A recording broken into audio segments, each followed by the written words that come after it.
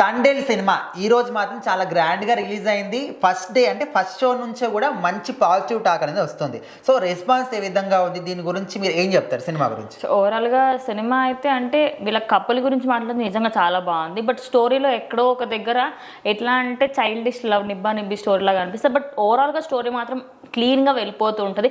అంటే లవర్ కోసం లవర్ ఎక్కడైనా ఏదైనా కష్టాల్లో ఉంటే వాళ్ళ వైఫ్ ఎవరైతే ఉంటారో యాజ్ ఏ గర్ల్ ఫ్రెండ్గా ఉన్న తను ఎలా కాపాడుకుంటుంది ఏంటి అనేది ఆ దాంట్లో క్లియర్గా చూపించారు. ఇంకా డిఎస్పి మ్యూజిక్ అయితే పీక్ లెవెల్ అనమాట. అసలు సుకుమార్ డైరెక్షన్లో వచ్చిన మన పుష్ప 2కి దానికన్నా మించి నాకు ఇదే బాగా నచ్చిందని చెప్తా ఖచ్చితంగా. ఆయన మళ్ళీ ఒక వింటేజ్ లుక్ని అయితే తీసుకొచ్చారు. ఓవరాల్గా ఆయన మ్యూజిక్తోనైతే సినిమాను మొత్తం తీసుకెళ్ళిపోయారు. బుజ్జితల్లి సాడ్ వర్షన్ ఉంది, అదేవిధంగా మనం ఫస్ట్లో విన్న సాంగ్ కానివ్వండి, మొత్తం సినిమాలో ఆయనకి ఇచ్చే బీజిఎం కానివ్వండి, ఆయనకి ఇచ్చే ఎలివేషన్స్, ఇంకా చందు మొండేటి ప్రేమంతోనే ఆయనకు మంచి హిట్ ఇచ్చారు.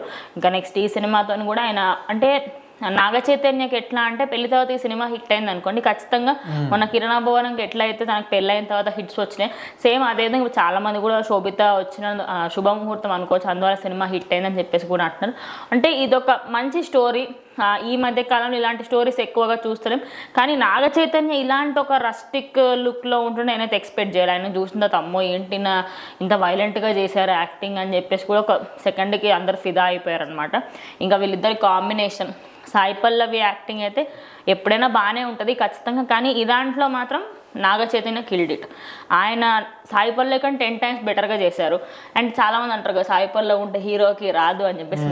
ఇక్కడ నాగ చైతన్య చూపించుకున్నాడు అనమాట. అక్కినేని ఫ్యామిలీ వాళ్ళు యాక్టింగ్ పీక్ లెవెల్లో చేస్తే ఎలా ఉంటుంది ఏంటనేది క్లియర్గా చూపించారు. ఇప్పుడు అక్కినేని ఫ్యామిలీకి నాగ చైతన్య తండేల్ అనే విధంగా చాలా మంది అంటున్నారు. తండేల్ అనేది ఒక లీడర్ అన్నట్టుగా. అంటే ఇక్కడ సాయి పల్లవి డామినేట్ చేసిందా నాగ చైతన్య డామినేట్ చేసాడా పక్కన పెడితే వీళ్ళిద్దరి మధ్య కెమిస్ట్రీ మాత్రం చాలా అద్భుతంగా చూపించారు. అండ్ స్టోరీ విషయానికి వస్తే చాలా మంది కూడా సరిగ్గా పడలేదు, సరిగ్గా ముందు తీసుకెళ్లేదు అంటున్నారు. కాబట్టి ఇక్కడ డైరెక్టర్ కానీ ఇంకెవరు కానీ ఇందులో మార్పులు చేయడానికి వాళ్ళకి స్కోప్ లేదు, ఎందుకంటే ఇది ఒక రియల్ స్టోరీ కాబట్టి.